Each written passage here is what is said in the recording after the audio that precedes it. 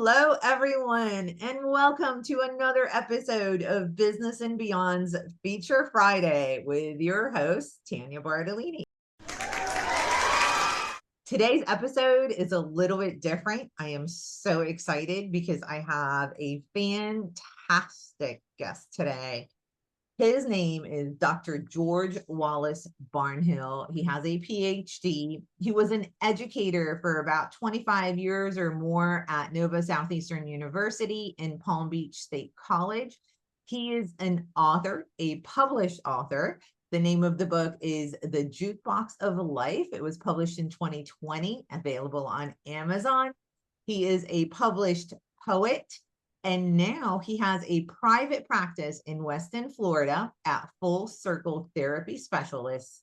And he specializes in trauma recovery, and beyond. And tune in to find out how all of this relates to business. So, Dr. Wallace Barnhill, thank you for joining us today. Welcome. Thank you very much. I'm happy to be here. So am I.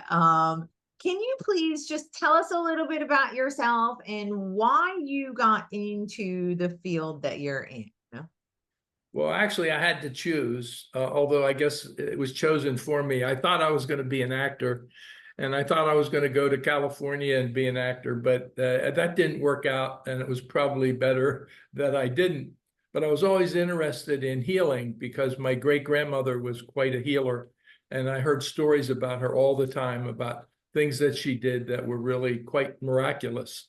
And at one time, I did actually see her help my mother. We were at a picnic, and my mother picked up a pan, one of those black heavy metal pans that you cooked over the stove. Only we had a fire when we were camping, and my mother picked it up and forgot how hot it was and didn't use a pad. And we all thought my mother was going to have to go to the hospital because she was screaming in pain. And my great-grandmother just put her arm around her, walked her back behind the pavilion, and 15 minutes she came back and my mother was fine. And I always said, I want to learn how to do that. So I thought one day that she would teach me because she had to pass on her healing powers to a male, but she ended up passing those powers on to my uncle, her grandson. And so but I still think I always had a yearning that I want to help people. You know, I want to do things that are helpful to people in physical and psychological and emotional pain. So I went to undergraduate school at Penn State, primarily to get on the track team and go to the Olympics. And even though I did very well, I didn't make it to the Olympics, but I did get a good education, and it got me interested in the field of psychology. I went on to work in Philadelphia State Hospital at a chronic psychiatric unit and worked with chronically ill patients for many, many years, and really got interested in psychology.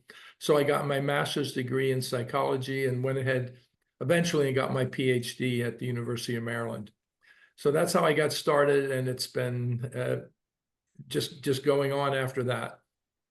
That is fantastic. And so you got into psychology, and now you're specializing in trauma recovery, and beyond. Yeah. Can you tell us a little bit about what that means and what it is that you really do?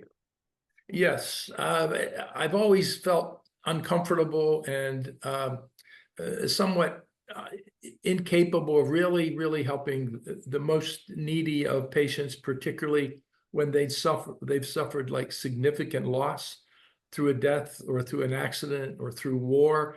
I work with many patients who came back from Vietnam and from other battles as well, now Afghanistan and other places, and it's traumatic. And I always felt that trying to help them to heal was very simplistic, because any of us who've suffered a serious loss, healing is really not on the table. But yet, so what are you going to do? Because the patient continues to have symptoms. They can't seem to, in quotes, let it go. And most friends, loved ones, even mental health professionals, try to help patients to let it go, leave it in the past, repress it, don't talk about it, do things like exercise, spirituality, affirmations, yoga, and all these things are helpful, but they actually don't take care of the real trauma. So I've developed a process of working using psychotherapy to address the issues. So rather than repressing, I help patients to actually face the trauma, which is unusual, but it really goes back to what Freud did with psychoanalysis. He had patients free associate, which is to talk about themselves, and he saw patients 5 days a week for 3 years. So during that time, patients would get in touch with things that happened in their lives that would have helped them to have a cathartic experience. They'd remember, oh, that's true. My mother did love me. I remember when she came out when I was hurt on the football field or something like that. But Freud didn't take it any farther. But the truth is, working cognitively with trauma essentially is not as effective as we would like it to be, and it's often very temporary. So recovery seems to make more sense. It doesn't heal anything, but what it can do is to help the patient to recover from the emotions related to the trauma that occurred decades ago. Because clearly we have things that happened to us in the past that are still very, very upsetting to us. And we talked about that with PTSD, with soldiers coming back from Vietnam and all the other, situations. And the fact is no one ever gets past that. And most soldiers up until 20 or 30 years ago never even talked about it. And now we're helping soldiers as well as other people with trauma to face it. Well, and that requires an aspect of taking a look beyond the consciousness into your unconscious, back where the trauma came from, to almost relive it, except all you have to do to let it go is to touch it. So the idea of forcing a patient to relive their trauma is really not accurate. And many therapists are not comfortable doing that because it brings up feelings in them as well. But it works, and it helps the person to find some resolution without disconnecting from the person that they lost. So, all right, just to put this in a little bit of what I got from what you're talking about is regular therapy doesn't really work for a lot of people. It takes a very long time, Yeah. and usually, let's put a band-aid on it, suppress it. How do we live with all of that trauma Right. and continue our lives? And what you're saying and what you're offering is a little bit different than that. And it's not your typical therapy of, let's see, how do we cope basically with what Exactly. we have, right? But it's, let's see how we can acknowledge it, because you can't really forget, right? I mean, people say all the time, oh, just let it go, let it go. What does that mean? And it's impossible to do. Right? Because You you still can't. remember it happened. Exactly. It's not like you can erase the past. Exactly. And so, from my understanding of what you just said, it's what you do is allow the person to remember what happened, but not have it affect them so much emotionally that they have to repress it, or they cannot continue living the way, they should, or what's best for them. Well, unfortunately, it interferes with their life, and they can also have other symptoms and other issues, for example, drug and alcohol. Because particularly with soldiers that I have treated who have PTSD, and basically they have groups and they do have medication, but I have patients who come to me who have flashbacks every night for years. And if you want, I could give you an example of a situation with a soldier who had been in Afghanistan for three times. He had had 3 tours in Afghanistan and came back as a still young man. And it's 20 years later. I think he's in his 40s or 45 or something like that. And he has flashbacks every night. And periodically he can't take it anymore. And he starts drinking, and he's been in drug and alcohol treatment like 3 times. And he said, Dr. Barnhill, if you could help me. And I said, well, let's see what we can do. So I said, do you remember the trauma? And he says, I relive it every night, Dr. Barnhill. I said, so you can actually visualize it.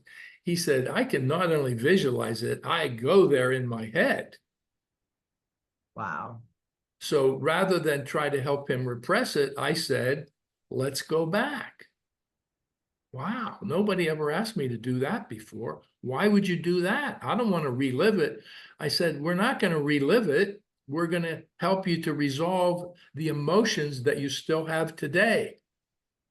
We can't change 1 second of what happened 15 or 20 years ago. What we can change is how you experience it today. We can't, not like you said, we don't knock out anybody's memory. You can never forget. What you can't let go of is the pain, the emotional pain. It haunts you. And medication and coping mechanisms do not work. And this guy was desperate because his wife said, if this treatment doesn't work, I'm out of here. I'm not going to stay with you. I can't take it anymore. So I said, here's what we're going to do. Do you want me to tell you what we did? Yes, please. Oh, all right. So I said, I want you to go back in your mind, see it in your mind. He said, I'm already there, Dr. Barnhill. So he's sitting there just like this. He's in there. He's 18 years old. He's in Afghanistan somewhere. He has his rifle, which has a laser on it. And it's dawn, almost dawn, and he's waiting for the battle to begin.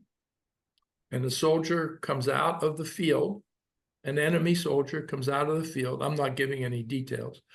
And he's forced to shoot or be killed. He shoots.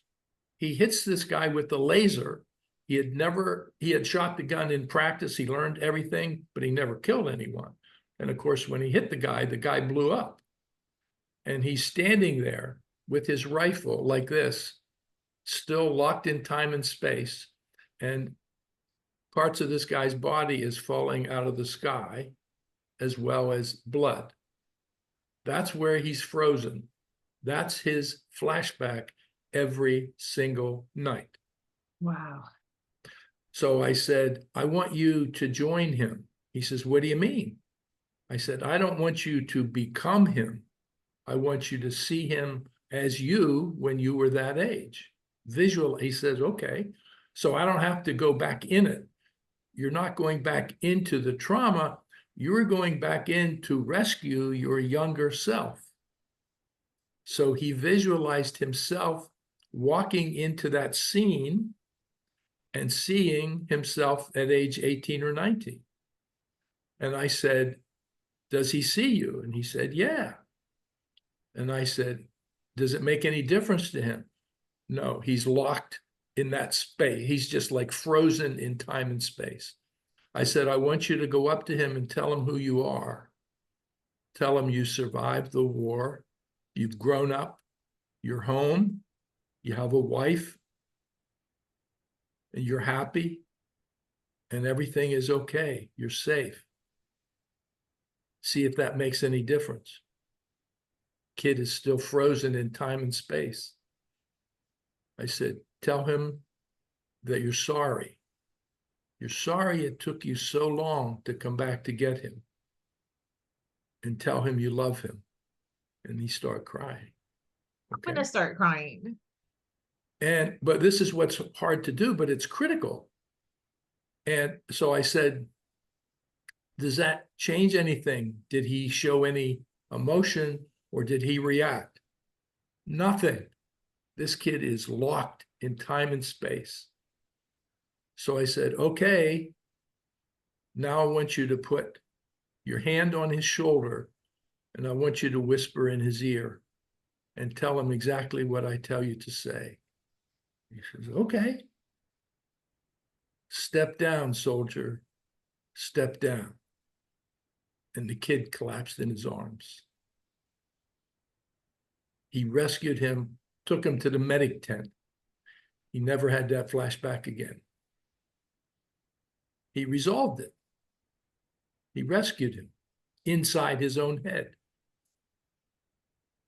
And that's where all that trauma comes anyways. That's it. Inside our own head. Exactly. Right. So that is absolutely amazing, because we all have some type of trauma, right? Everyone has a story, yes. And it's just as important as his story. And that's what I was going to come to, is not everybody has such a huge experience, right? Exactly. Not everybody has such a traumatic, as they say. Yes, absolutely. However, trauma is very individual, right? I mean, yes, it is. Might be okay with me, doesn't bother me at all, could be so traumatizing to someone else. Well, you and I can speak in front of a lot of people. Other people, they would throw up. They couldn't do it. So yes, you're exactly right. Trauma doesn't affect everyone exactly the same way. And so when we bring all of what you just talked about, which I love, because there are so many nuggets in there about not having to go back and relive the situation, right, but being able to go in your head and rescue your younger self. Yeah, exactly. There is the key. Most people will need someone to help them through that, to coach them. It's very difficult to do by yourself. Yeah, because I would assume, I mean, you could get stuck, you could, there's so many different things that could go wrong in that situation. Yes. That I just want to make sure our audience understands. Don't attempt to do this by yourself. You need to have a professional to help you, to guide you. But so these are like very big experiences that a lot of people can say, okay, I understand how that could be traumatic. What happens with people who aren't soldiers, nor your run-of-the-mill workers, people in communities? How does your work relate to that? Well, I came up in the early 80s when I worked at Jackson Memorial Hospital in surgical intensive care, and I worked for anesthesia and surgery. I was actually assistant professor in anesthesia and surgery at Jackson Memorial Hospital in the late 70s, early 80s. And my job was to deal with stress related to traumatic experiences that the staff had, including the physicians, the respiratory therapists, the nurses. In fact, I wrote my PhD dissertation on nursing stress. So everyone has a story. And what happens is it becomes minimized and it becomes generalized. And one of the common symptoms of stress or trauma for anyone is that we assume everybody has it worse than us, or somebody told us you just have to pull it together and make it work, push it behind you, don't let it hold you back. It's this macho mentality that somehow or other you're supposed to just overcome it if you're a whole person, if you're a man, if you're a strong and independent professional. Women are picking up some of this crap that men do that doesn't work. And so everybody kind of has this mentality that I can overcome anything. You watch TV shows, you have characters in there who are like law enforcement people, and they work for the fire company, they work for the police, they work for the CIA. They are in life and death situations every day. They come to work the next day as if nothing happened. That's impossible. It doesn't work that way, even though that's what will happen. So those of you who are business people and have corporations, take a look at the people that that provide your corporation with the income, the lay workers, the less than the VIPs and the upper middle management people, although they have stress, no question, everyone does. But basically the people you hire that do the day-to-day kind of work that deal with the public directly, and you take a look at sick days, that's one of the things I found out to reduce nursing turnover at Jackson Memorial Hospital was to take a look at the sick days and then take a look at the reasons that people called in sick. And you can infer whether it was something actually physical or whether it was more psychological. And so then we came up with a whole approach to dealing with nurses who were being hired to work in intensive care. That's like going onto the battlefield and you have no training. So how do you prepare people for that? The turnover rate was like 90% every 6 months. When you think about the loss of revenue and the loss of training for new nurses who were coming in, they were running out of nurses. They were getting nurses from other countries. They were paying the bonuses. They were paying hiring. They were paying, what do you call them when you hire somebody and you pay them? Hiring bonus. Anyway, they pay some money up front to hire them. And they give them, and they give them money towards their apartment and bonuses just to hold on to them. And it was very, very easy for a nurse to get hired just out of school to work in intensive care, which is crazy. And all she had to do was breathe, and they put her on the night shift starting next week. So they put me in charge of hiring new nurses for the ICU. And the first thing I said was, stop making it easy. Make it more difficult for nurses to get in. Why? Well, then only the best nurses are going to show up. And so we turned the turnover rate around significantly, and think of how much money that saved the hospital. So, and I've worked with corporations, and if you understand your staff and understand just generally that everyone has stress, if you just give your staff any consideration of the fact that they may need, and we have come up with, you get a health day and all that. It's significant. It's very important. Unfortunately, sometimes it gets used politically, and you should save them up. Don't use them because it doesn't mean you're a team player. Stop all that. Just stop all that. If you pay attention to the needs of your employees and they care about the company, it's going to work out in the long run in the bottom line for sure. That one thing I always say is that there's no such thing as business and personal as personal. It's all personal because it's all personal. They're made of people, right? And so if you take care of your employees, if you know how to communicate with them, if you know how to motivate them, which is not always just throwing money at them, like you said here, right? You have a much better business. It's more profitable. The culture is better. The people are happier. You have more loyal employees. You have more loyal customers, right? It's just a much better experience for everyone. And you can make a greater impact on your community. Well, it used to be that you worked for a company and you felt you were going to work for that company for the rest of your life, but that's not the way things go anymore. Other countries, when you sign up with a corporation, whether it's Ford or Motorola or something like that, you're in for the duration, and they don't think about firing you. They think about making you a member of the team for life. And that concept means that you feel responsible for promoting the marketing for the corporation you work for. And that does not happen in the US, right? But we do have, like you were talking about, turnover, and turnover is very costly for corporations. Yeah. And so one of the things that I'm really excited about is the fact that mental health is no longer something that's not talked about. It's not on the back burner anymore, right? Yes. People are recognizing that mental health is just as important as physical health. You go to a doctor to check you physically once a year. You need to do the same thing for your mental health because they go hand in hand, right? If you have mental ailments, they turn up as physical ailments, They can, yes, for sure. right? So taking care of yourself mentally is becoming much more mainstream, I want to say, right? Right.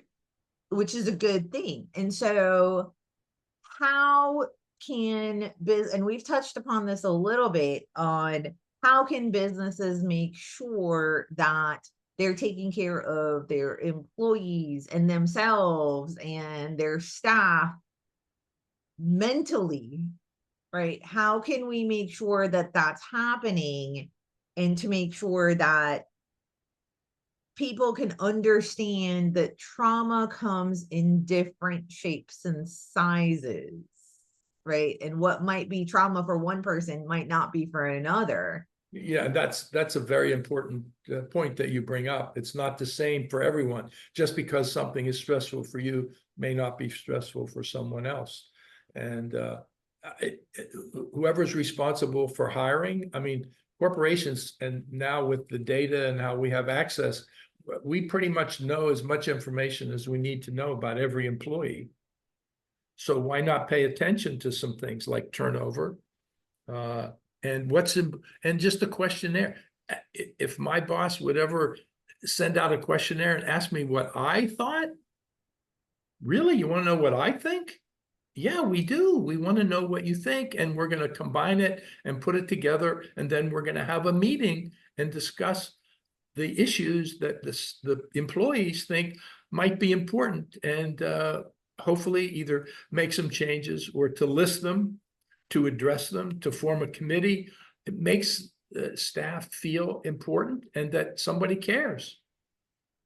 That and even along those lines, would you agree with the statement that everybody in the world has some sort of trauma or unresolved emotional issues from their Uh, past? Yes, I've been in this business for over 40 years, and almost everyone has something. If you just start asking them, particularly, and this is critical, and it's kind of the way I work. I'm not saying as an employer you're going to do this for your patient, for your employees, but as a therapist, I often have patients come in and they really don't even think they deserve to be there. Somebody told them they should come. They're just doing it to pacify their daughter or their husband or their wife. But you know, I'm strong. I can deal with things. Sometimes I get a little upset or things bother me. And what I will often say is, where does that bother you? And they'll say, what do you mean? I'll say, where in your body does it bother you? I had a woman who said that she has migraine headaches, and the doctor has her on extensive amounts of migraine medication. What she didn't, what I found out is that her migraines weren't physical; they were emotional. Just like depression isn't always biological. Sometimes it's situational. If you understand the difference, then taking medication for a situation is not going to help. If it's biological, yes, you must be on medication.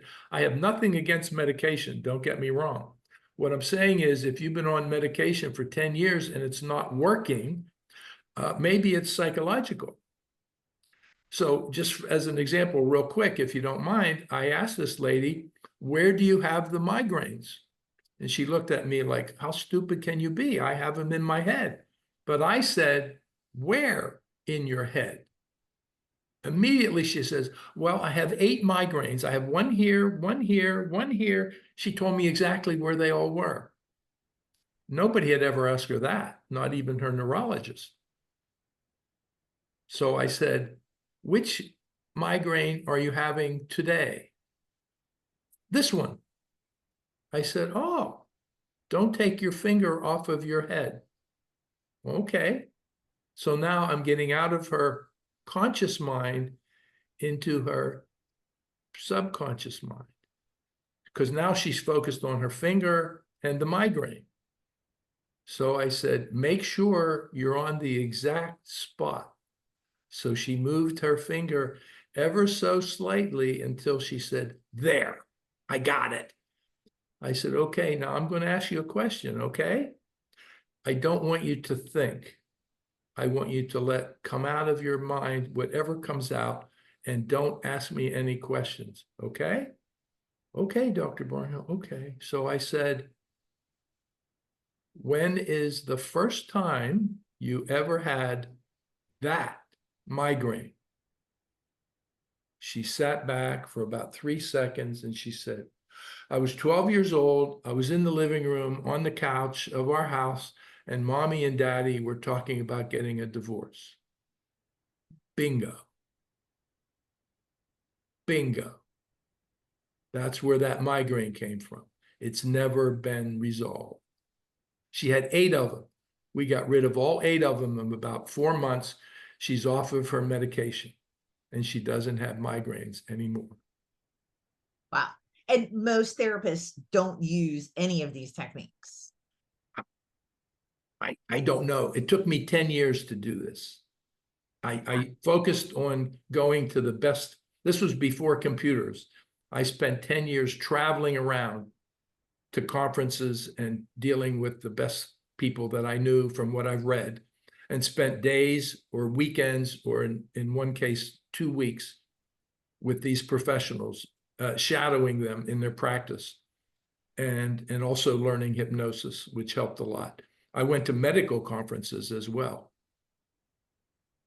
And that's okay. Now, this is all so interesting to me because I think it's imperative that we always get to the root of problems, whether it's That's it. health, whether it's business issues, whether it's legal issues, right? There's always a root. And I find that a lot of people tend to just put band-aids on things and say, well, that's good enough. Let's just move on. Yeah, And never actually resolve any of that's my term, resolution. You it. can't get resolution even for things that happened 30 years ago if you deal with them, but covering them up won't work.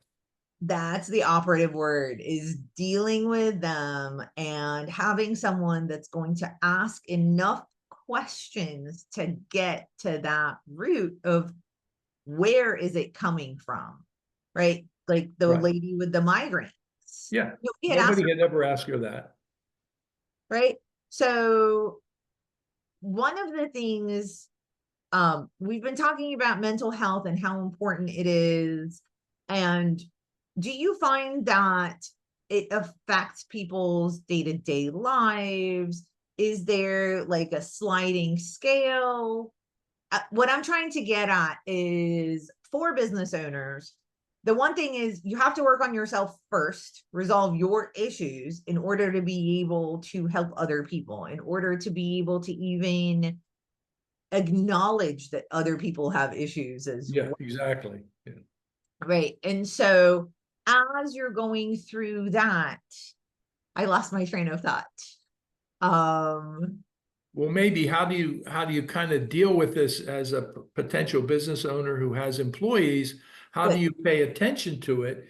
Because the mantra is that when you go to work, you put on a face and you present yourself as a competent person who's interested in the same thing the corporation is interested in, and the rest of your life isn't important. And you're not going to let it affect you on a day-to-day basis. And unfortunately, even though, as you mentioned, trauma and therapy is less traumatizing and less stigmatizing than it was 50 years ago, the reality is that professionals, particularly other doctors, medical or otherwise, therapists, nurses, firemen, policemen, they have great insurance, but they're terrified to use it because it identifies them as having mental health issues. Because in order for them to use their benefits, I have to give them a diagnosis. So if I say they have PTSD, or if they have anxiety or depression, even adjustment disorder is kind of okay, but then you only get so many sessions. because the insurance company is not going to give you more than 10 or 12 sessions if you don't have something very serious. So you try to not give them a serious diagnosis, even though they may deserve to have it, because they don't want to be exposed. And they're terrified. Usually they'll pay out of pocket rather than have it put on, use their insurance.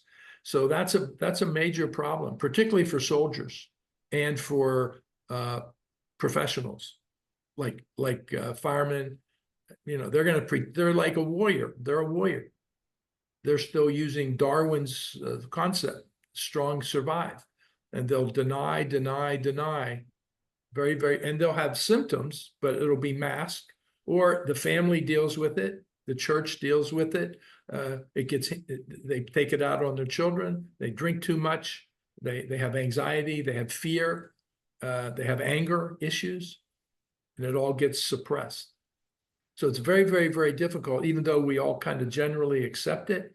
When it gets right down to it, it's very terrifying for someone who had to go to an accident and see a dead child and then have it not affect them and not to be able to say that I'm depressed about it. It's very, very, very difficult. So one of the other things I do is I try to have generalized kind of groups so that folks can come in and just fit in and begin to talk about things.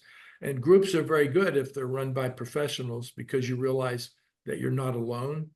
Other people, even with the same education, and you went and got these degrees and you're above average, that even everyone has issues, and it's okay to talk about them. It's all normal. We're all human. And sometimes just being able to relieve that, to be able to discuss it with other people and get support, makes a big difference.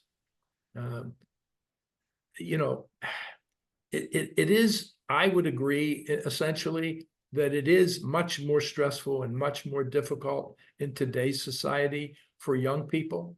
I really think it is. And yet everything is extended outwards.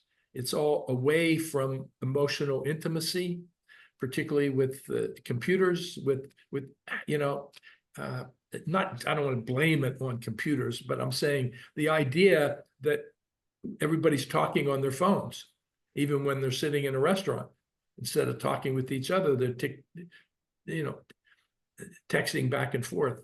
And young people, you know, we have a lot of young people at our practice in Weston, the full circle therapy, and the children and young adults and adolescents that come in, they have no skills in communication, and they have no way to cope with issues related to relationships. I did a survey when I worked at Palm Beach State College.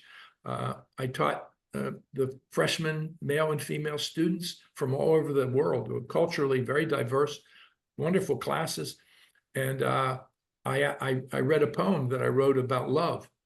Most of them couldn't even relate to it. They said they don't believe in love.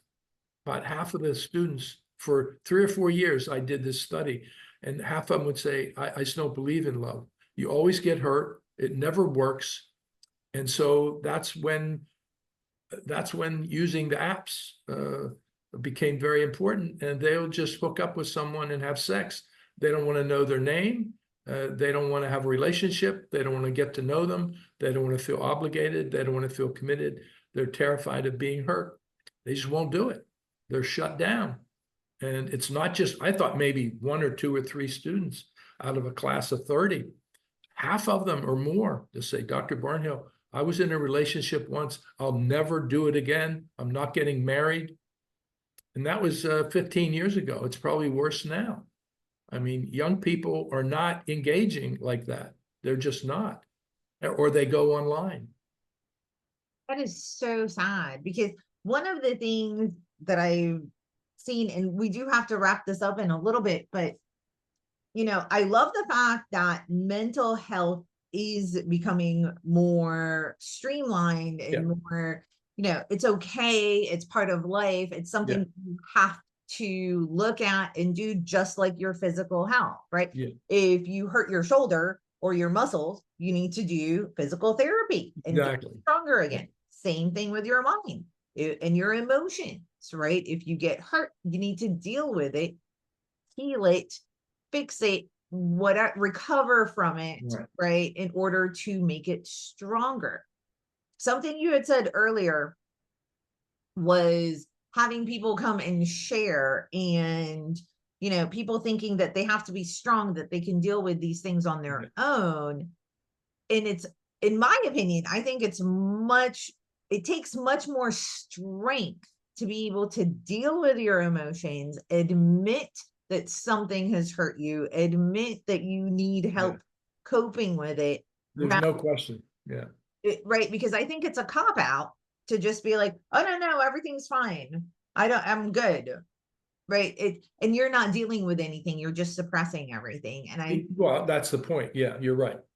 right, and it's really sad that society on the one hand is going, yes, we need mental health, yes, here's a mental health day, we're starting to accept it, but on the other hand, it's still, but if you use it, now you're there's a stigma on you, you can't do your job, you can't continue to be here, even though we're all humans and this is part of life, and it's natural to have subpar feelings when you go through something that's uncomfortable, right? Yes. um do you think that and on the other thing that you brought up was losing that human connection, and it's not the fault of computers or AI, it's No. fault, right? Because we're using it as a crutch Right. to not have to deal with each other, Perfect. Yes. right? And I mean, one of the things that I believe is once we really embrace that mental health is a very important part of life, it will be much easier to be able to see and accept other people and understand that human connection is the most important part of life. That's why we're here, to make connections with each other, to help each other, right? That's why we say it takes a village to raise a child. It takes a village to do anything. That's why so many of us have different strengths and weaknesses than other people. Yeah. We can all come together and form things together. We're never meant to be just a one person island.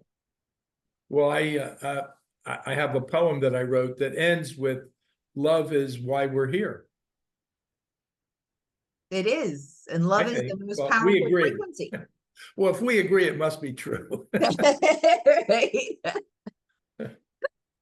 Exactly. So, how do you think the future is going to unfold when it comes to the human connection, mental health, and how your work is going to actually contribute to that? Well, I'm a great optimist, and I do believe in the human spirit, and I think there's, you know, I get annoyed, when people are so negative about. I mean, there's a lot going on in the world. There always has been. We're just so much more aware than we ever were. When I was a kid, and my father just got back from World War II, we didn't see it on TV. So we were not exposed. The truth is, there's no better time to be alive than now. There is no better time to have a baby than now.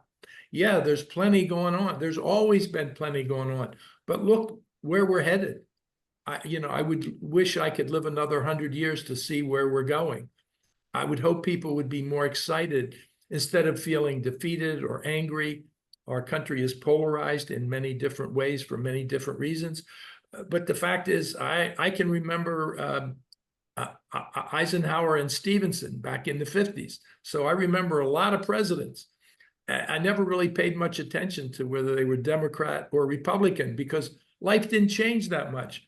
Now everybody's terrified that the world's coming to an end if we have the wrong president. I believe that the world is not going to come to an end. We're going to survive and last as long as we can. And if we need to move to another planet, we probably will, maybe 100,000 years from now. I don't know. But optimism, and I do find that teenagers particularly are more personally affected, and they take nothing wrong with taking things seriously, but once they embrace it, then they believe everything that has to do with it. And it's important that parents are more involved, I think, and the schools. It's very difficult. Telling people what to do is one thing. Giving them information that they need is something else. And that's more of the clinician in me, the psychological person. The last thing I do is to ever tell somebody what to do. I'm not qualified. I would never want that responsibility. I don't care what your situation is. I will help you to identify it. If you ask me to assess your symptoms and give you feedback, I will. But if you say, Dr. Barnhill, what should I do? Should I leave my husband? I say, that's up to you. I'll help you to make that decision, but it's up to you. You know, I have parents come in or people come in who are married, whether they should stay married. I'll say, I don't know. And the husband is blaming the wife's blaming the husband. And you know what I say to them? You're absolutely both right. And my job is not to tell you whether to stay together or not. My job is to help you to find out whether you should. And then if you can't, you know why you can't. And if you can, then you'll be back together. You can't take sides and you can't tell anyone what to do. I'm smart, I am, and I think I'm a good therapist, but I do not tell people what to do. And I think that's probably what makes you a great therapist. Oh, thank you. People to find their own truth. That's right. That's right. On them. Right. And so you said you're in Westing at the, Full Circle? The Circle. Yes. It's in the town center.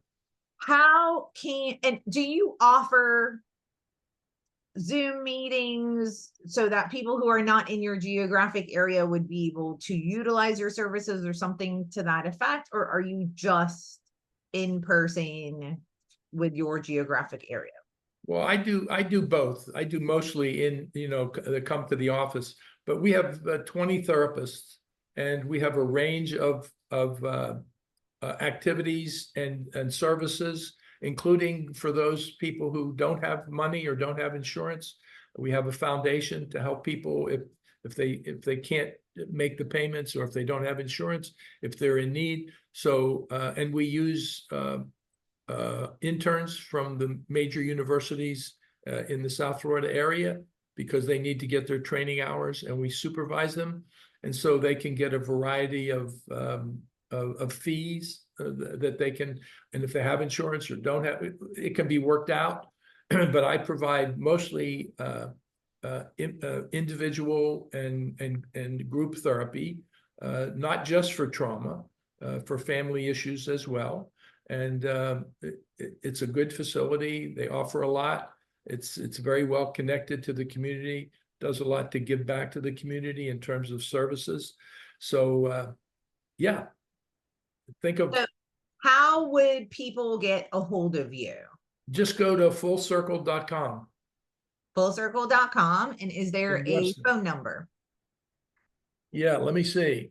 I don't have it right. But there is a number I can give you, 954-832-0998.